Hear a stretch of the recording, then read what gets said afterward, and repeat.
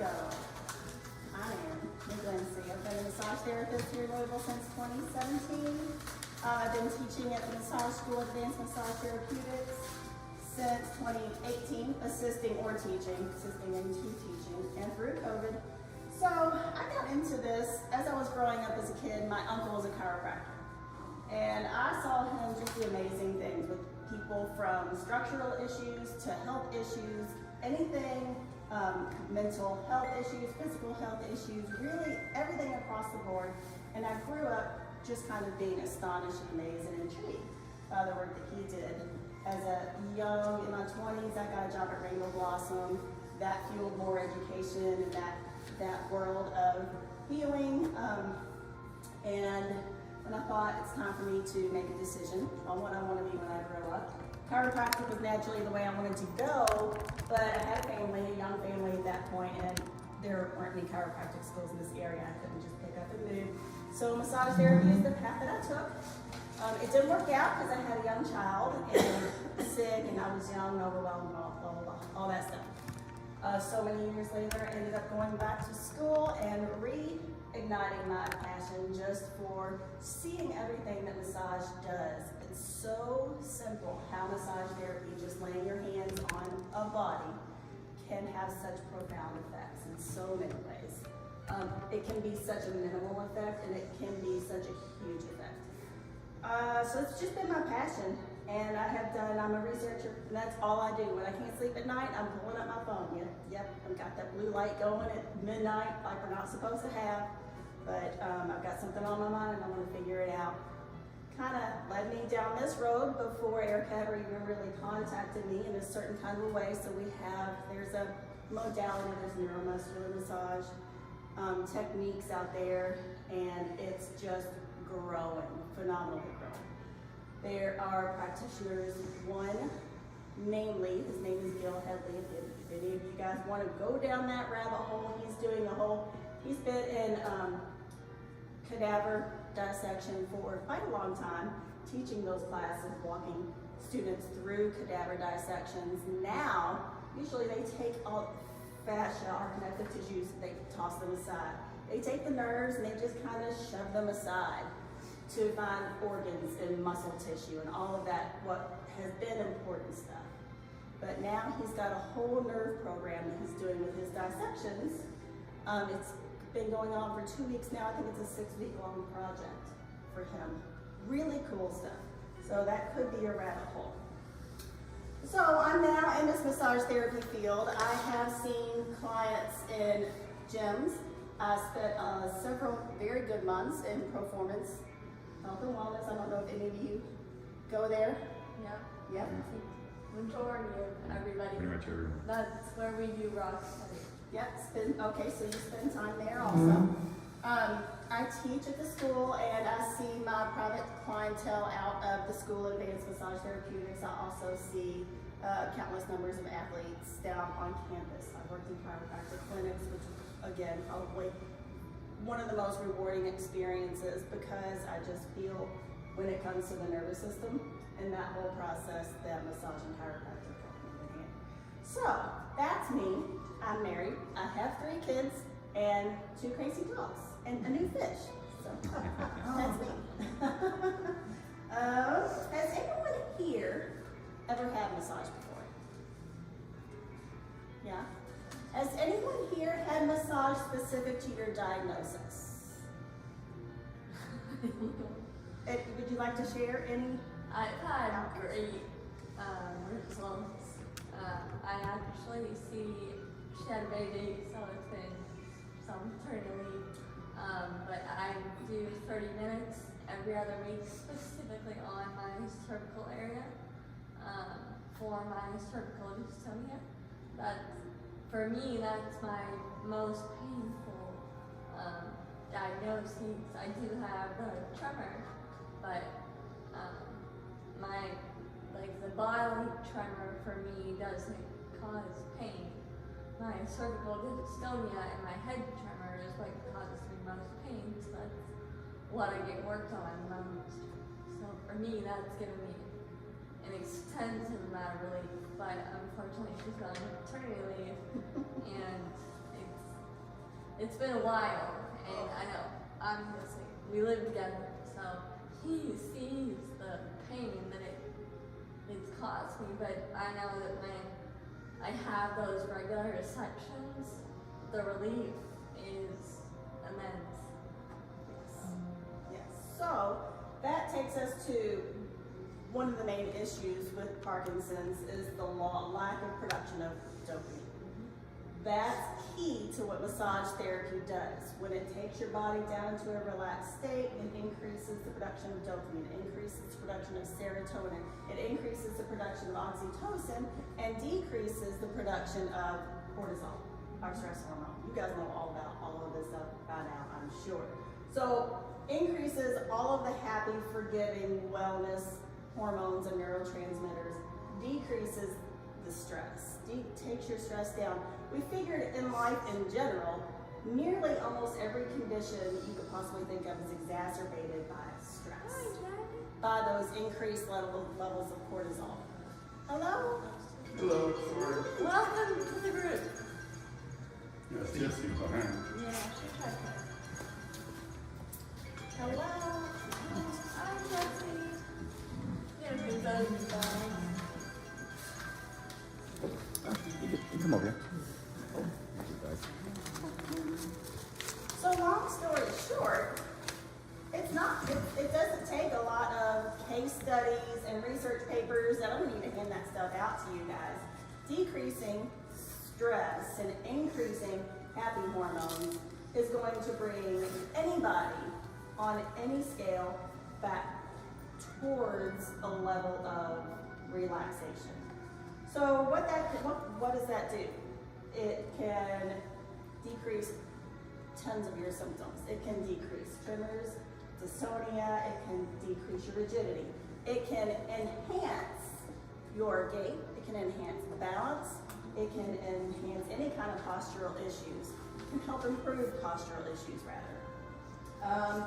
Decrease pain, specific localized areas of pain or systemic general areas of pain. It's just tapping into those pain receptors and calming them down. Depression, anxiety, apathy.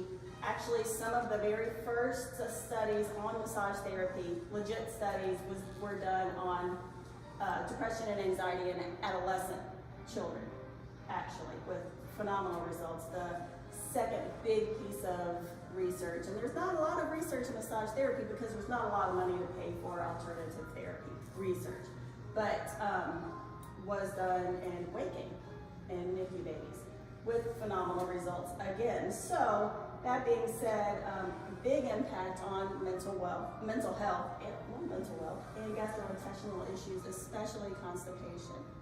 So what I like to do is I like to bring clients in, set an appointment with them, and if there is a caregiver or a partner, I like to bring them into the room and teach them this abdominal massage so they can do this kinds of stuff at home. Aside, constipated, other gastrointestinal issues aside, it feels wonderful to have that work done. So that is a big part of my private practice, is teaching the clients and the caregivers together how to do these techniques at home. And there's lots of different modalities of massage, lots of different areas of massage that can affect the body in different ways. We have your normal Swedish and deep tissue massage. That's going to be typically a full body relaxation, take you down a notch. I have a lot of clients that do find some degree of relief, in Turner's especially, pain relief. Boost in self-confidence when things start to settle down. And I'm not saying by any stretch of the imagination, would never even venture to say that I could fix an issue, obviously. But to make improvement and to make somebody feel better, you feel better to get out in the world and do things. Active isolated stretching, or even passive stretching, but especially this active isolated stretching, and we're gonna play with some of that in a few minutes here. What that is a normal stretch with someone or yourself just pushing it a little further. And what that does is your brain cueing your body to do a particular action, and then you're pushing that to a degree that your brain is not quite familiar with yet. So what that's doing is it's creating yet another neural loop. It's exercising your brain. It's creating more pathways. So not only are you exercising your brain with that exercise, you are stretching out the muscles that could be in a contractured state, perhaps. So that is fantastic. Actually, they're doing a lot of work with active isolated stretching in the world of Parkinson's that I'm seeing with great success. I'm going to skip down to craniosacral therapy. Craniosacral therapy is a very light touch therapy. It's basically dealing between the head and the sacrum. There is a flow of fluid, craniosacral fluid, that flows up and down the spine. And this fluid cushions the brain, and it protects it from any kind of trauma. It is full of hormones, neurotransmitters, full of everything that nourishes your brain. And so if that flow is blocked, if that flow is slow, then you're not getting the benefit. Then you start to feel pain symptoms, you start to feel fuzzy-headed symptoms, you could feel all different kinds of symptoms in your body. Manual lymphatic drainage, which is one of my babies. Manual lymphatic drainage taps into the lymphatic pathways throughout the whole body.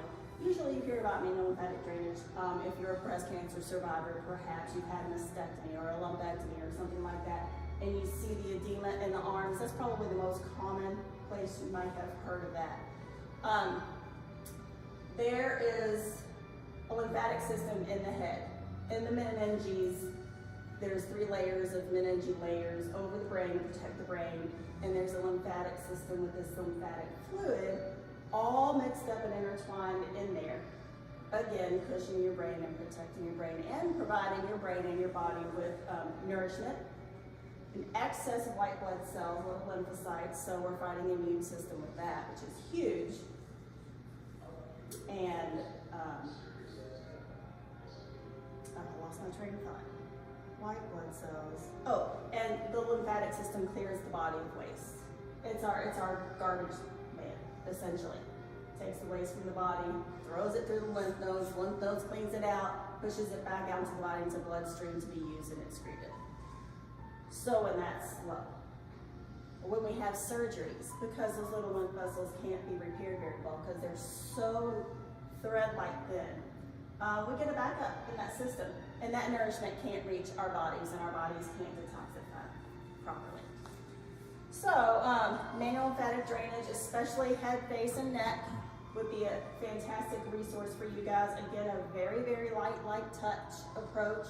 So if you're not someone who wants to go get a massage and want somebody's elbow in your shoulder or your hip or whatever, craniosacral therapy, manual lymphatic drainage would be fantastic options for you, for any of you. That would be fantastic. The gift bags, what's in the gift bags? Water. It didn't go as planned, the whole water thing, as life does not ever go as planned, so we make it work for us. We all know the importance of water in our daily life, right, to stay hydrated. The importance, if you decide to get any body work, bumps up 10 times for water.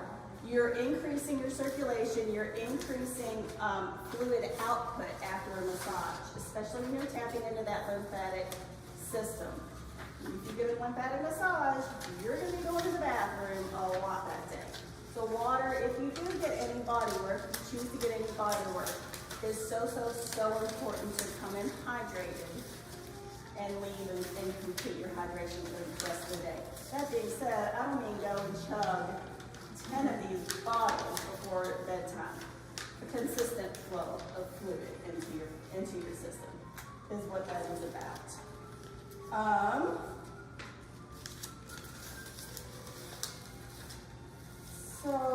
So what sleep problems? Are there sleep problems? Common sleep problems? Yes, sleep problems outside the normal rigmaroles of life. The hands-on with massage therapy, any of these techniques and any of these modalities, when you are decreasing that cortisol and increasing that dopamine and that serotonin, you sleep better at night. The research, the study, case studies, there's small case studies going on with this active isolated stretching. That's one of the biggest outcomes of the active isolated stretching is what people are saying is that they're sleeping better. It takes them about a month or so for it to kind of settle in, but we're sleeping a whole lot better. Active isolated stretching. Let's just kind of figure out what that is. We can do this on ourselves. We don't even need partners. So let's start with an arm or a hand. Everybody wants to hand out, palm up. Just point your fingers to the ground to the best of your abilities as much as you can. What you're gonna do is you're gonna pull your fingers back towards your body and hold it for 2 seconds and release. We're probably used to holding a stretch for like 30 seconds or something like that, right? When we hold a stretch for 30 seconds, it really elongates our tissue, but what it also really does sometimes is it cuts that tissue off from nutrients and blood supply until we release that stretch. That's fantastic, you get a great stretch. But if you hold this for 2 seconds, release, and you do that 10 or 12 times, you're getting 10 or 12 rushes of nutrient-filled blood back to that tissue. You can go farther and farther if you want to every time. Yeah. You can have where do we have a lot of our contractile issues besides arms? In your all's experience. Legs, yeah, lots in the legs. You can do this with your partners at home. You can do this on the floor. I don't want to put you guys on the floor right now, but if you just lay on the floor and you bend over, you're going to feel a stretch in the back of your leg. And bend over till you feel that stretch, and then you can have somebody put light pressure on your back. It doesn't have to be, and we're not in the gym weightlifting or anything like this, just light pressure on the back to take that to a slightly deeper stretch. You can do that on the floor if you want to. You can do it in a chair. You could do these stretches anywhere you're comfortable, really. If you're in a bed, sitting on the edge of the bed, or on chair, you could, if you can cross your legs, you can get a really fantastic stretch into your hip and your leg. All you have to do is lean forward, have your partner add a little more pressure to your back, hold for 2 seconds, and release. So this is a really great exercise, a really great stretch system to do at home. Another place that I like to find really good release in is in that cervical area. There are several stretches, but we'll try 2 or 3 of them. The first one is you just take your ear to your shoulder, as far as you can go, and then add with your hand a slight amount of pressure. Hold it for 2 seconds and release. And you'll do that 8 to 10 times. 2 seconds and release. By the 10th time, 8th or 10th time, you're gonna find that you feel a lot of softness in this tissue. You might feel things calming down. You might even feel an increase in heat in this area. You know how Laffy Taffy, we're all familiar with like saltwater taffy. When you pull it apart, it kind of gets that stretchy sheen to it. And sometimes it can have a warm temperature to it. The more you stretch it in the middle, that's what's going on when we stretch our muscles. We're warming that tissue, we're stretching it out. Ideally, our muscles will have a certain amount of elasticity to them. They'll go back, so our necks just aren't flopping over to one side.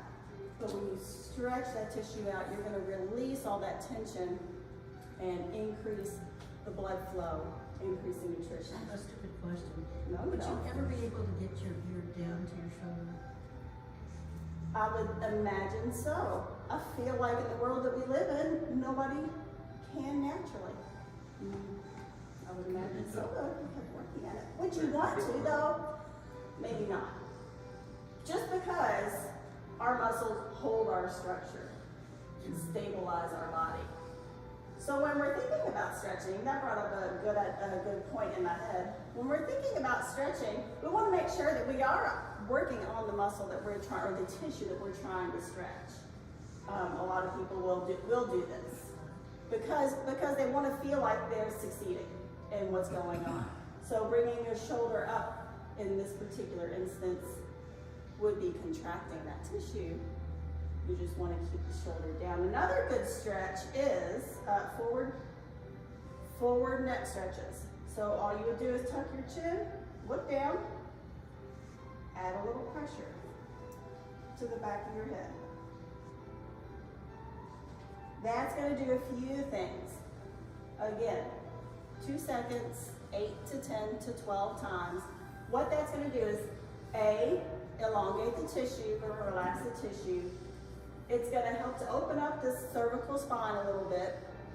It's going to increase that craniosacral fluid flow. It's going to help tap into that because you're making more space. It's doing all kinds of good work into the neck area. And the very last neck stretch, this one's phenomenal. This one is especially good for all of us that are bent over forward. All day, we're like this. If we're sleeping, a lot of times we're like this. If we're reading a book, do we do that anymore? Do we read books anymore? Yeah, awesome, I love that. So if we're reading a book, we're looking down. If we're looking at our phone, we're looking down. We're always looking down and curled up, and our shoulders are always up like this, right? So all of this gets tight. There's tissue deep into the neck that gets tight. That's right along the anterior portion of the spine. And then there's superficial tissue. So if you just hold this tissue, this skin right under your collarbone down, and look up, you can really open up all those areas. You can open and close your mouth. I call it the baby birdie. And it increases that stretch. You can look from side to side and look up and increase that. That helps your shoulders. That's going to help keep your shoulders down. That's going to help open up all this tissue right here. Remember that Swamp Man? What was that movie back in, I don't remember when it was, but he had a big, this thing. Do you guys remember that guy? Oh yeah. What was that movie? Swamp Thing. Swamp Thing, that's what it was, yeah. So that's the tissue. This right here, that's the tissue that you're really opening up. And I'm saying tissue because I'm not just talking about muscles. Our entire body is filled with connective tissue that is hydrated. And over time, that hydration decreases. We are all fantastic in rubber banding. We heal like that when we're kids. As we age, everything, that hydration of that tissue decreases. Yeah, the good thing is we do every single one of those stretches that you just did right at the end of our rock study. But then even the one, like we can even add in where we pull it because we do have them look up and then take their bottom lip towards their nose. Oh, yes. And so that will. So, yes. And that what you just did is a lymphatic opener. Mm-hmm. So we have, in our lymphatic system, we have these main drains. And this lymphatic system is very important, especially in this situation. A, there are medications. B, there are toxins and pollution out in the world that exacerbates everything. So our lymphatic system, and C, our immune systems just aren't up to par. They're just not up to par. The lymphatic system taps into all of that. Cleans it all out, ideally, in a perfect body, and moves things along to give us a nice fresh body. So when you open up, this is our main lymphatic drain in our armpits and in our inguinals. So when we open up these areas and make sure with these movements and these stretches, just very passive movements, increased immune system, increased sleep habits, decreased illness, decreased stress. That's what it all boils down to in the end. So when you decrease all of these common elements, these stressors in your lives, Parkinson's diagnosis, any neuro diagnosis, anything with the nervous system, I don't even have to specify. It's going to calm things down and enhance your quality of life. I really don't have a lot more to say about that. Does anybody have any questions about massage therapy? I do. Yes. How often do you recommend that we go get a massage to have these results? For continued results, it should be a regular routine. So I would you can start where you want to start. Massage is kind of compounding. So when you're decreasing these levels and increasing these levels, you You want to keep that steady. What that means for you is different than what that means for your neighbor, is different than what that means for a man versus a woman 40 years old versus 60 years old. So you find your own pattern. If it's every week, if it's bi-weekly, once a month, but regular. Does that make sense? Consistent. So you find all of your things, your schedule, your finances, how your body responds, what modality you like, all those things, and you put it together and maybe you start once a week. Yeah, so maybe you start once a week and you do that for a month and you're like, I think I'm gonna push it out 2 weeks and see if this works. Sometimes it does, sometimes it doesn't. Just gotta wait and see. For sure. Any other questions? Massage therapy is being more recognized in the world of health insurance. I cannot attest to what degree because all of the insurance companies and insurance programs are all different. I personally don't work with insurance companies, but there are lots of massage therapists that do. If you can find your way to a massage therapist in a chiropractic clinic or a physical therapy clinic, chances are they will or they'll have somebody to process that for you. But yes, that's the good thing that we're finally being recognized because we are immersing ourselves into the world of pain management in general, trying to be that middle ground between suffering and chronic pain issues and getting hooked on pain medications. So that's the good thing. Health insurance, Medicaid, Medicare, all of that kinds of stuff, they're finally starting to recognize massage therapy as a therapeutic beneficial treatment for massage. For any kind of pain-related issue. Do you do this through U of L? I do this independently, so I'm subcontracted through U of L. Yes. And since it's through U of L, does most insurance cover it? It really depends on the insurance company, yeah. I know when I worked at the chiropractic clinic that, like say, it was Anthem that covered massage 100%, no questions asked. We wouldn't have to be sneaky about it if there's any insurance people around here. We didn't even have to be sneaky about it like we do with most claims. So it just depends on the company. It just depends on the program, I think, also. Do you think Anthem's still work? Do they still work with massage therapy? It's been probably 4 years since I left that practice, so I don't know.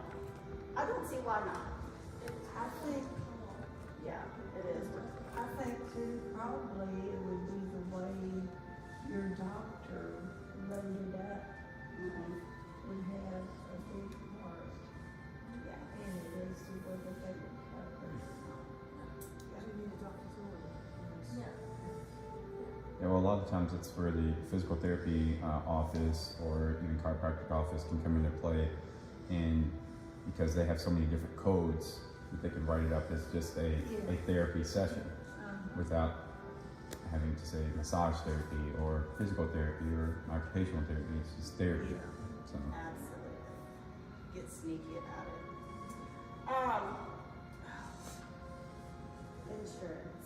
Insurance treatment. So, I lost that train of thought too. Whether you are going through a chiropractic clinic or a PT clinic, insurance.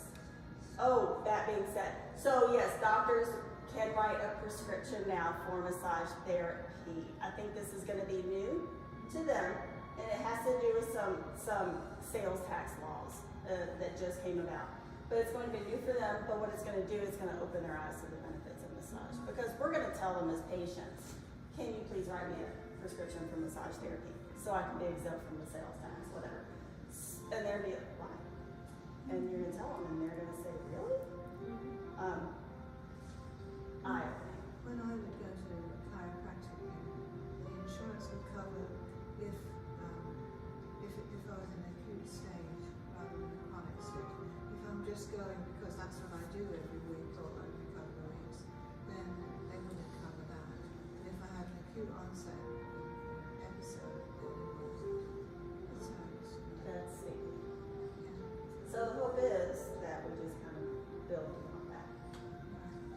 prevention. What are your charges? My fees in my private clinic are $85 an hour, $115 for 90 minutes. That being said, I don't advertise 30-minute sessions, but a lot of times if we're working in a smaller area, if we're just working the cervical area, neck area, upper body, that might be a 30-minute session, and that's like $45 charge. So we can make things work. What you want to look for in a massage therapist is somebody. It's just like you're going to find a doctor or a hairdresser or a psychologist, a therapist. You have to find the right person for you.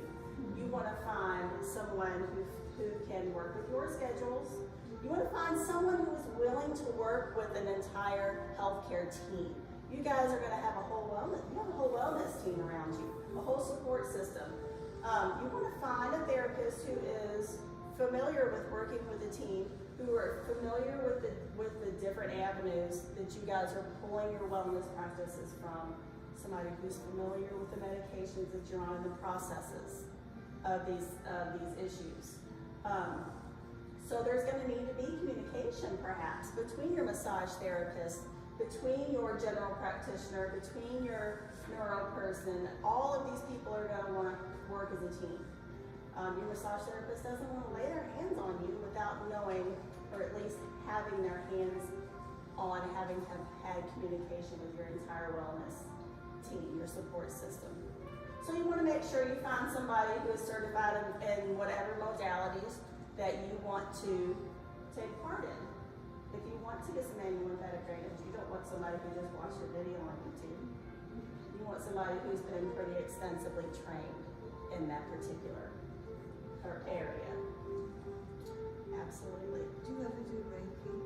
Oh, Reiki is great and huge, and I probably should have included that in this. I don't practice Reiki, but I have very close colleagues that do, and it's just, and we all have our passions.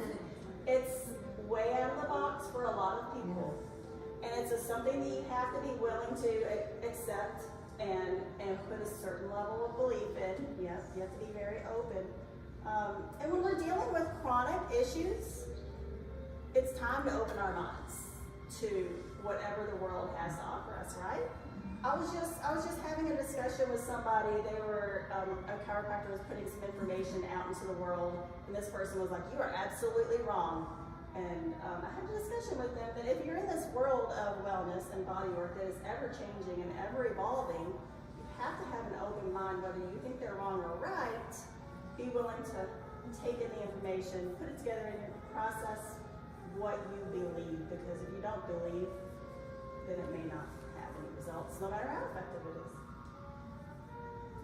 Yes, that's a lot. That takes a big part in body work. When somebody's laying their hands on you, you have to trust that it's going to have a positive impact. Just like anything else. If you go in saying it's probably going to work, it's probably not going to work. No, not at all. So Reiki is an energy technique. There is an exchange of energy, and basically what it is someone is, in simple terms, transferring positive energy and filtering out your negative energy. It sounds crazy, but It sounds crazy, but it can be monumentally effective. I think it's been a while, but. A Reiki session? Yeah, Yeah. and it was probably the most relaxed I've ever been at the end of it. Yes. So, yeah. Okay. The lady I do Tai Chi with, she is a Reiki master. I mean, Thai massage has a lot of stretching components to it. There is traditional Japanese massage that is big in the Parkinson's research that I have found when it comes to body work, hands-on body work. Really, anything that's going to bring your nervous system down. We can get into all the science and the details. I'm pretty sure you guys are pretty aware of all of the science that is mixed in with these nervous system disorder issues, right? So blood shelf. It's going to bring you down. It's just going to help improve all of those symptoms that are exacerbated by stress and chemical imbalance. Massage therapy. You should try it. I think so. It's definitely beneficial. What is in your bags? The water. A little information about Parkinson's. Probably went over nearly everything in there. My business card. And there's a little sample in here. And I don't know where everybody is with this, but I have found that my clients particularly love this particular product. So what this product is, it's a dear friend of mine, Cambridge Naturals. She went off the grid, her and her husband did about 2 years ago, and they built their own. They're in the process of building their own A-frame from scratch. They have their own farm. They grow hemp. This is a salve. This is a component called CBG. We have 2 CBG receptors in our body. One is in the nervous system, for the brain and the nervous system, and one is our immune system. So this particular salve I use with my clients, are my arthritic clients, hands, necks especially. I use this in my face massages. Everybody seems to love it. It seems, they report that it helps with their arthritic pain in their hands. I don't use it in big areas because it's a small jar. So I just thought that this might be a great place to put this out into the world. If you're not into it, maybe pass it along to a friend who might be into it. All homegrown, all organically grown, keeping all the toxins to a minimum. What's it called? The company is Cambridge Naturals, and the product is the Miracle Salve, and the component is CBG. Yes. I just want to thank you guys for having me. I really appreciate this opportunity. Including your face? Yeah, so she uses it particularly. Her name is Carolina Henderson. She uses it for her little eye bags under her eyes. Her husband, they're building their own A-frame from the ground up, and so his hands are naturally all kinds of pain using those hand tools and dry. So he uses it on his hands and loves it. I use it with mainly my arthritic patients in my hand massages. That's my biggest feedback, personal feedback with this particular product. I use it in some of my face massages, and I get some feedback with that, just saying that they enjoy it and know that this is what it does, or it does this, or it does that, just that it makes their skin feel nice. But the actual functional feedback that I get is from the hand massages and a decrease in pain. So, yeah, just thought I would share that product with you guys. Take the stretching information home with you and try to start playing with that and see if it helps you. I would love to find out. We'll play with that in class. Well, thank you. Thank you.